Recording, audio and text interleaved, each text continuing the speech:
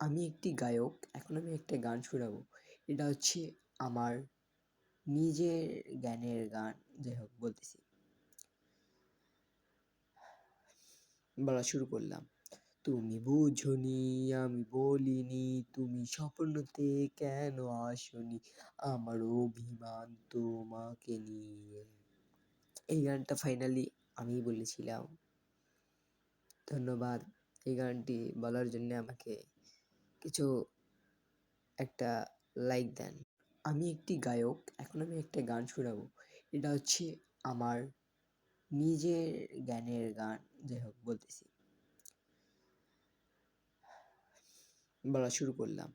তুমি বুঝোনি আমি বলিনি, তুমি স্বপ্নতে কেন আসোনি, আমার অভিমান তোমাকে নিয়ে।